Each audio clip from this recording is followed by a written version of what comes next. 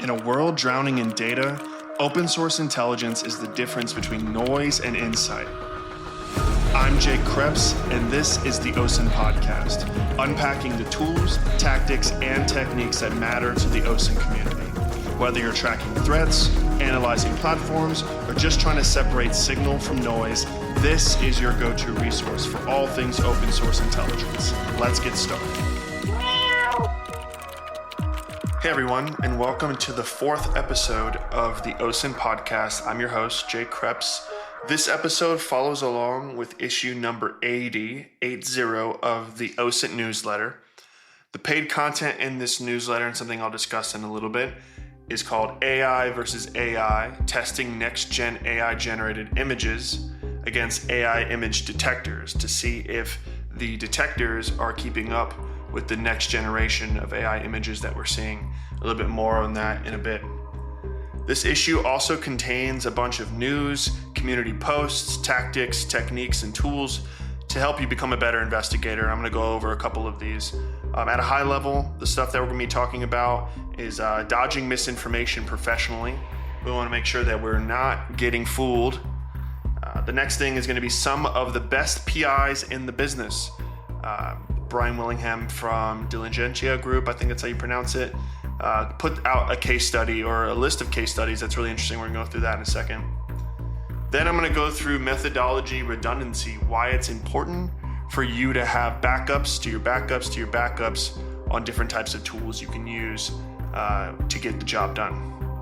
Then we're going to be pivoting over to tools, looking at YouTube archiving and metadata, what to do about videos that get taken down, where can you find them, and then among those archives, what information is available. Then we're going to be trying out LLM geolocation. There's been a lot of this in the news. There's been a lot of this talked about, whether or not it can do the job. We're going to talk about that. Then we're going to be talking about making static data easier to find. Sometimes the best OSINT tools aren't even the tools that have custom bespoke methodologies. Sometimes the best tools just take information that's really hard to get to and make it easier to get to. So we'll talk about that with a few examples. Now, one thing I did want to mention is thanks to everybody who decided to subscribe to the OSINT newsletter. We have broken the 26,000 subscriber mark. So for those who've stuck around for a very long time, thanks for sticking around. And for the people who are new to either the podcast or the newsletter, thanks for joining. Hope you enjoy it. And if there's anything that you're looking for, whether you are a beginner investigator or somebody who's more intermediate or advanced, please let me know. Don't hesitate to reach out. You can reach me at jake@osint.news. On the note of the newsletter, if you missed the last newsletter, there's a link in the newsletter for the 80th issue to go back and look at supercharging OSINT, collecting data at scale with proxies. I talked about how you can use proxies to ethically collect information at scale for your operation, and that proxies don't always have to be used to collect data at scale and sell it commercially. And they don't always have to be used to violate terms of service. They can actually be used by you to make your life a little bit easier. But if you prefer to listen, everything in issue number 79 of the newsletter was covered in episode 3 of the podcast, The Dark Side of OSINT, Influence, Ops, and Exploits. So with all that being said, make sure to go ahead and subscribe to this podcast if you haven't already. You can do so by subscribing to the newsletter, or you can go to wherever you listen to podcasts and subscribe there. We appreciate the support. The last announcement I want to make is that the new free content for beginners is coming along. We have an entire agenda of different topics that we're going to be covering over time across a bunch of different domains within open source intelligence. The first draft of the first issue should be coming out soon, or at least put on my desk to take a look at here pretty soon. And we should get that published before you know it. So go ahead and stay tuned if that's the type of stuff you're looking for. I am going to be mixing in a lot more beginner-friendly content into the newsletter just based on popular demand, but this is going to be very tailored focused stuff on if you're going from 0 to 1 in open source intelligence. All right, enough of the announcements. Let's dig into the content. So at the very beginning of this issue, there is a post from Bellingcat. And if you aren't familiar with Bellingcat, I don't know what rock you've been living under. If you are in the open source intelligence space, they are sort of the go-to place to start looking at guides on how to investigate conflict using open source intelligence. Their guides specifically focus on geolocation techniques, but they also cover all different types of methodology that might be useful to you. A recent guide they put out is titled A Guide to Monitoring Conflict Amidst a Sea of Misinformation.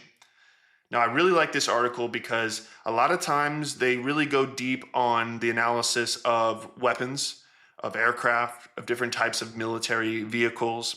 And this is all great, but I spent enough time doing that when I was in the military, and it's not really something that I'm particularly interested in monitoring. I'm not a conflict investigator, but many of you are.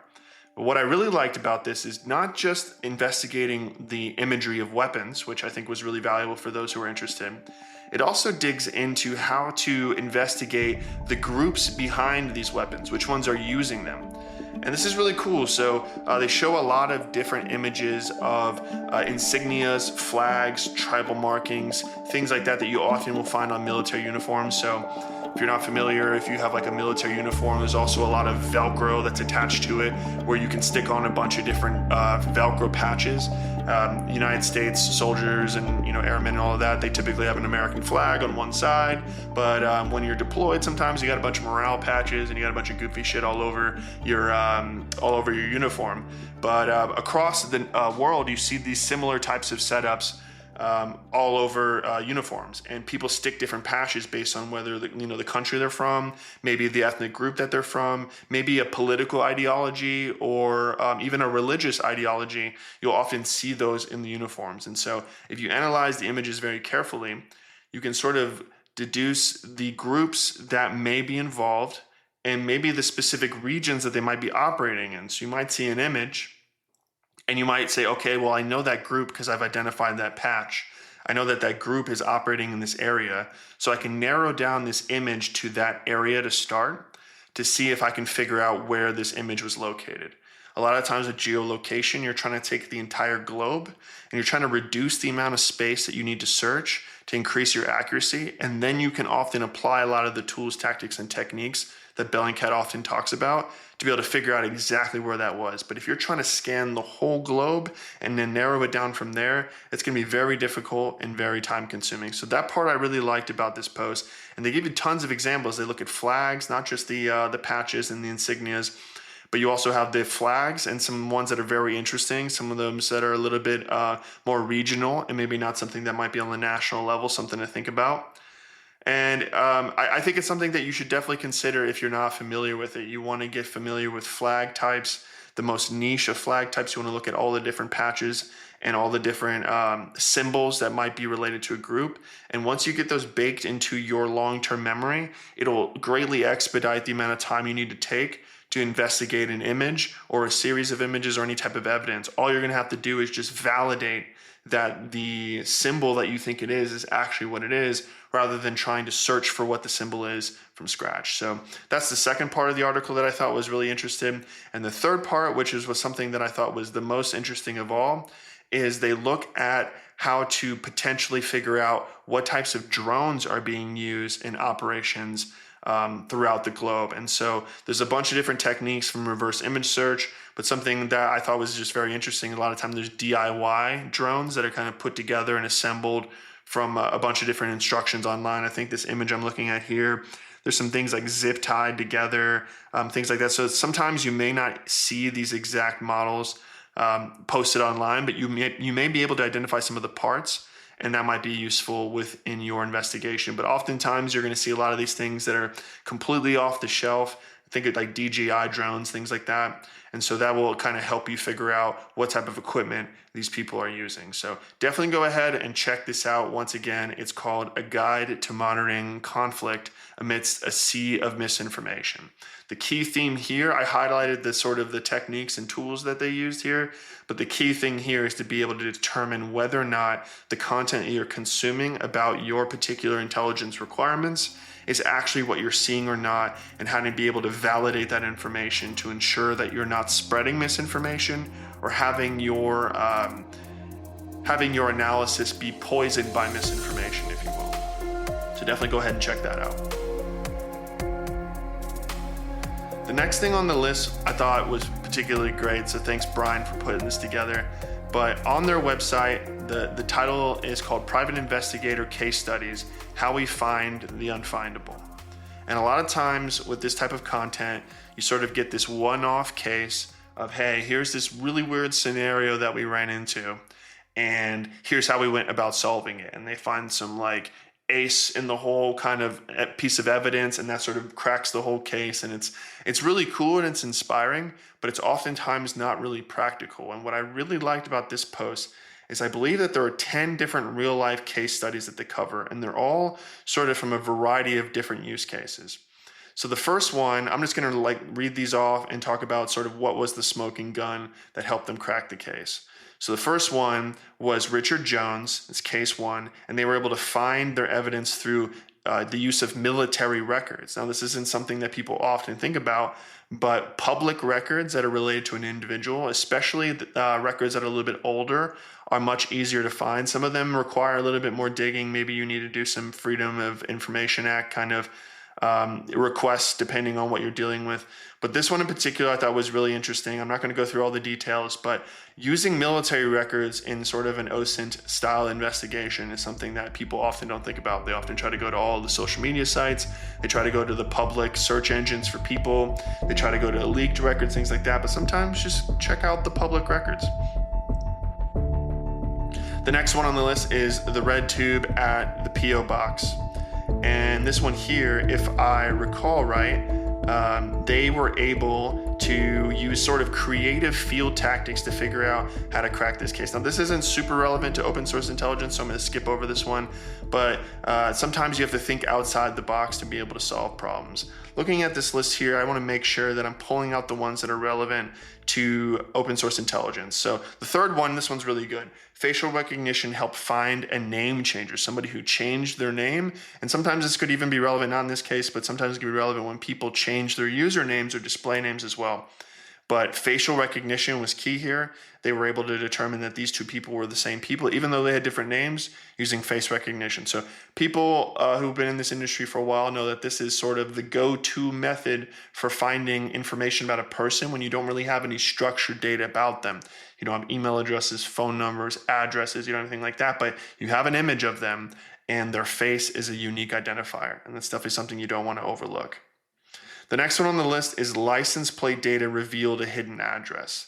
So they mention a license plate reader database. Now, this is something that I believe that you have to have a private investigator license for. I'm thinking back to my days when I was building tools about this, that not anybody can just get access to license plates, at least in the United States. There's some sort of Supreme Court case that blocked people from being able to just call the DMV and ask about information about a license plate. But if you are a licensed private investigator, which a lot of OSINT folks are, this is something that's useful for you. So you definitely want to make sure that you're taking a look at that. Now, scrolling down the list, I'm looking at something called the breach data that cracked the case. Dark web breach data. It's one of my favorite things to use, even though it is a gray area within open source intelligence.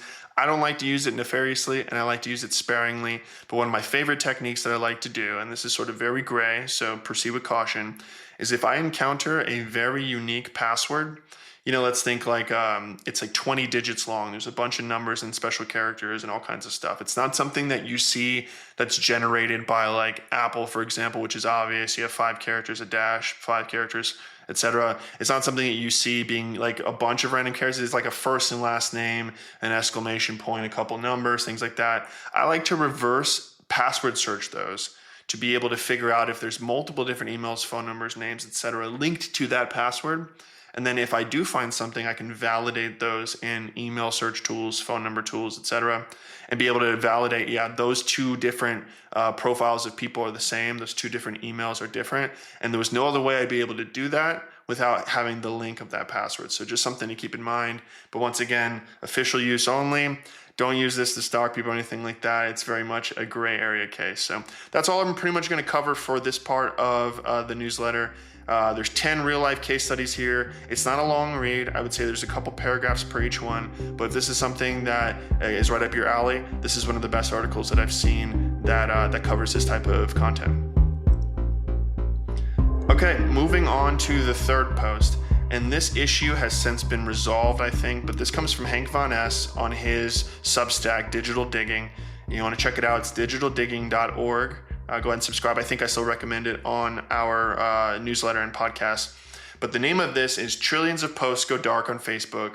Here's your flashlight. That's the name of the post. And what Hank talks about is that Facebook, I think there's several weeks ago, this was published on September 13th, so at the time of this recording, about a week and some change ago. If you went to go to search on posts on Facebook, you wouldn't get any results whatsoever. And this is a big issue because Facebook is a treasure trove of information, especially historical information about people. And there's tons of active users on Facebook still, so it's still an active data mine of valuable information. But when you go to search for posts, everything was blank. And Hank has a couple tools that he's developed over time that were still active. They're still able to be used. So people that follow his newsletter, people who've done his trainings, who've had access to some of these tools, they were able to still use his tools to be able to get this content. And the reason why I bring this up, this isn't an ad for Hank's Substack, it's not an ad for his tools or his training. The reason why I bring it up is that it highlights something that's very important. You can't put all your eggs in one basket when it comes to your tool set, right? Even if a tool is better than another one, let's say like you have a reverse email search tool that's better than another one that you've used, you still want to consider having both of them in the event that they use different methodologies. And if one goes dark for whatever reason, something gets taken down and whatever, you don't have to like just wait for that issue to be fixed. You can go and try the other tool sets, the whole armory of tools that you have, to be able to see if you can still get that information. And that's what Hank talks about in this issue, about having redundancy to your intelligence methodology so that you're not stuck when you need critical information. So definitely an interesting case study in this. Go ahead and give it a read. But once again, I think this issue has since passed, similar to the issue that ChatGPT had with quote unquote exposing information on search engines. That was quickly patched. This kind of stuff happens all the time, but just something to keep in mind. All right. That's it for the news section of the OSINT newsletter and podcast. We're going to go ahead and move on to the tools section. There's 3 different things I'm going to cover here. 2 of them are sort of beginner friendly. 1 is pretty advanced. The 2 that are beginner friendly, it's going to be useful if you're new to open source intelligence, but it's also going to be useful if you're not new, you're more intermediate, because it's going to help you think about something in a different way. And that's something I really try to emphasize on this podcast, is that it's not necessarily having an arsenal of tools. It's about creatively thinking and critically thinking about the resources that you have to accomplish the intelligence requirements that you need to meet. It's not just about the bells and whistles, it's about the outcomes, right? So the first one is called YouTube Video Finder. It's not special, it's nothing crazy, but what it allows you to do is it allows you to enter a YouTube URL and search for captures. And what it'll do is, if a YouTube video was taken down, let's say you have the URL of the YouTube video, but it has been removed from the website, it'll automatically check different places like the Wayback Machine, archive.org, Ghost Archive, and a bunch of other ones that they've added.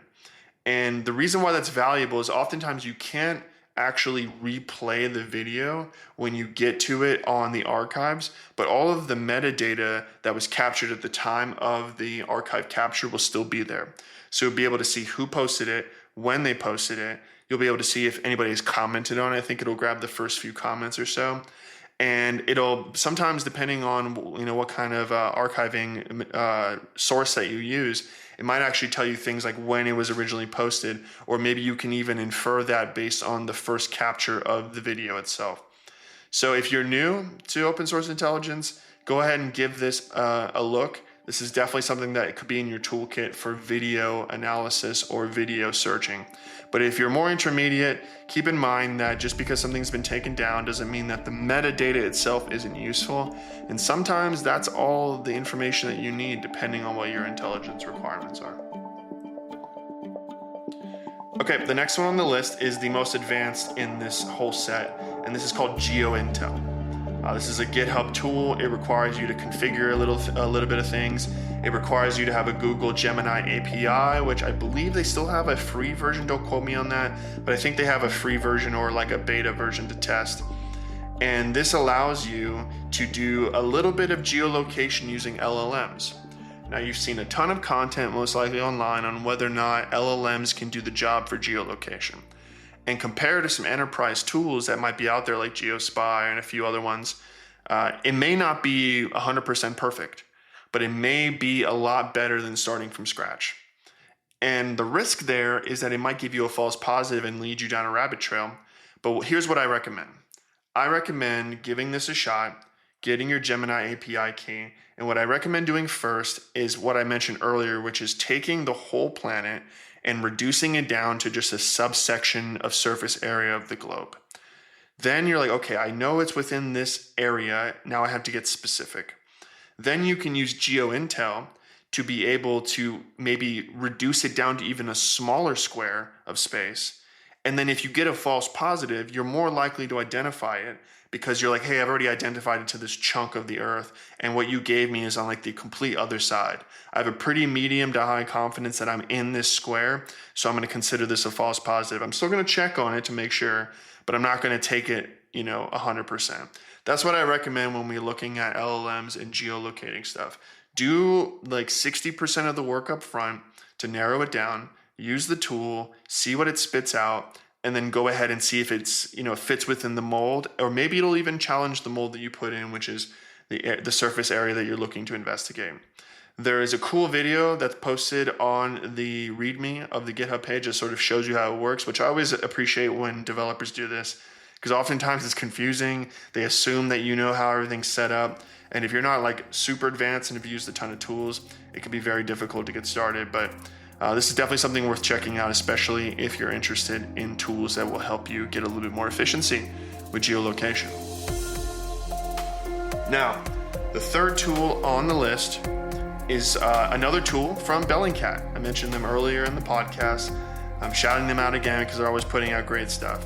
But the reason why I call this out isn't necessarily the content that the tool gives you.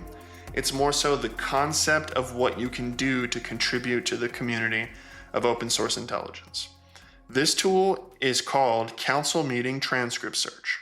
And what it is, it's a local democracy reporting tool, I'm just reading this off here, that enables researchers to search auto-generated transcripts of council meetings for different authorities across the UK and Ireland. It allows you to look up publicly available information produced by the government for the UK and Ireland. Now, if you are familiar with looking at publicly available data sets, they're often in like these ancient PHP, like developed websites. The search syntax is nonsensical. You can't export anything. It only shows you like 10 results at a time. You can't really look beyond that. You can't do advanced search queries, for example. The underlying search technology is just antiquated, and this just drags out the time. And sometimes, there might be something that you miss because you're not able to narrow down the information exactly. What I like about this tool from Bellingcat is they took something that was difficult to find but was available. Like they didn't have some crazy bespoke methodology to pull this information out likely. But what they did is they made it easier for you to pull it out. So they created an option for you to filter by authority, create a search, and do a start date and an end date. Sometimes it's all you need, right? Because a lot of these search engines that are built into these ancient websites, they don't even have a time box that you can check out. So you have to like really search for everything, and then you have to like maybe use a tool like Instant Data Scraper to pull the data out and then put it into Excel and then manipulate it that way. It's just a pain, and sometimes it's just better to have a tool that's a wrapper on top of stuff, or maybe even just a repository of data that's inside of an app that you can run to be able to make the user experience a little bit better. So if you're new to the community and you want to contribute, when I first joined this community, there was people putting out tools all the time. Now there's not so many doing that anymore. Things have sort of consolidated a bit. But if you're new to the community or you're just looking to contribute in some way, find publicly available information that's being produced by some type of government entity. Take all the information out of it. Build a new app that's easy to use, that has a bunch of different features that investigators want. Put that information into the app and then give it away to everybody. Don't charge for it. If you want to charge for it, fine. If it's really useful and saves a ton of time, go ahead and charge for it. But a lot of times just, storing information like 10,000 records from a database on like a Streamlit app or something like that is actually pretty easy to do. And it doesn't cost a whole lot of money. So if you're looking to contribute, build your resume, or if you just want to help out some friends that are doing investigations, that's what I recommend doing. And if I was starting back over, that's the first place I would start if I wanted to contribute. All right, let's move on to the paid content in the newsletter. I'm going to talk about it at a high level and sort of, what the purpose of the content is, what inspired me to write it, and how it's going to be valuable to you. So the title of this again is AI versus AI, testing next-gen AI generated images against AI image detectors. Now, the reason why this came up is I was scrolling through LinkedIn, actually looking for content for this newsletter. And there was a post that came up, and I link it in the post here on the newsletter. But it was someone on LinkedIn posted an image of what seemed to be a teenage girl, or maybe a girl in her early 20s. And it looked like she was taking a selfie in front of a mirror. There was smudges all over the mirror, like the messy mirrors you typically have saw on like MySpace and Facebook back in the day. The floor was like a mess. The whole room was a mess. Typical teenage photo, right? The only problem is that the photo wasn't real whatsoever. It was completely AI generated. And now I have a pretty good eye for, identifying AI generated content. And when I first looked at this, if it wasn't, part of my feed, open source intelligence, OPSEC, things like that, I would have never batted an eye on it. I would have thought it was just completely normal content that somebody had posted, and I would have scrolled right past it. But stopping at it, I looked at it, and I looked at, through some of the content or the comments on the post. And sure enough, there were signs within the image itself that the content was fake. But it was very difficult to identify at a surface level. So if you're untrained, if you're a youth, if you're elderly, if you're just not really, really tuned up to this technology, it's going to be very difficult for you to identify this stuff. And I personally believe that we are just getting started. So in this post, I show the image. I show the different identifiers that make it obvious upon closer investigation that the content is fake. And then what I do is I say, hey, this is really convincing. This isn't like the stuff that you see on This Person Doesn't Exist, or, some of these ones that are obviously the same person, just, reskinned over and over and over. This isn't something that was generated by, DALL-E, GPT-5, Midjourney, whatever. This legitimately looked like a photograph. So I go through some of the identifiers. I take a look at the eyes, which is always a weak spot of LLMs. I look at the ears, which the LLMs often screw up. If teeth are being shown, LLMs are terrible at teeth. And then lastly, I was looking at the hands, which are often, telltale signs that it's LLM generated content. And then finally, I talk about looking at the text, right? The text is always, jarbled up. It always looks like Cyrillic, but it's not Cyrillic. It's not English. It's nothing. The text makes no sense. So those are the things that I highlight in this image, and I use it as an example so you can sort of, see what I saw, and I give a bunch of different evidence of the different things within the image that are telltale signs.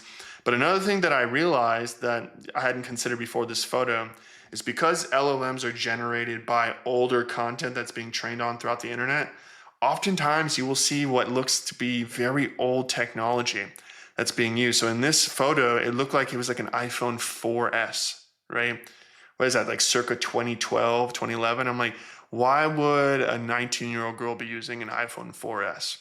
So those are the types of things that if you're not thinking creatively and constructively and critically, you're not going to be able to identify. So I call those things out. But then what I do from there is I say, hey, I was able to identify this. But a lot of times content moderation and a lot of different organizations rely on tooling to be able to scan through a lot of images at scale to be able to weed out the stuff that's AI generated. So what I did is I tested out 4 different AI generation detection tools for images to see if they were able to identify. And what I found is that half of them were 100% confident that it was real, that it wasn't AI generated. So I tried out one, I think it was called Was It AI? I tried another one called HitPaw. Both of those gave me the thumbs up that this is 100% real. And they have a bunch of different language, like the most powerful tool that helps to identify AI-generated photos with ease. Or another one, the most advanced AI recognition tool to help you identify deepfakes and AI-generated images. Yet they were unable to identify that this was actually fake.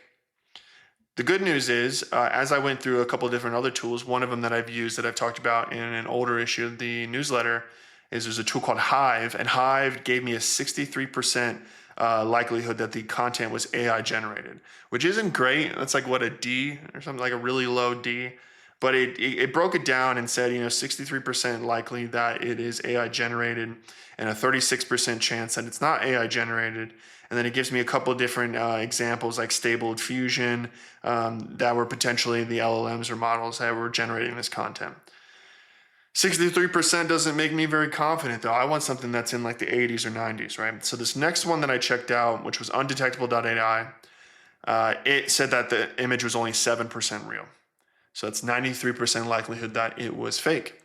And so that is something I'm really a lot more confident with. So the reason why I call this out is like, hey, you're probably using a tool and you're probably using it to identify LLM generated content, but you have to constantly be testing that tool to see if it's keeping up with the next generation of adversaries. And in this case, I reference adversaries as people that are trying to fool you with fake generated content, and you are using tools to identify the fake generated content. So is your tool ahead or behind the adversary?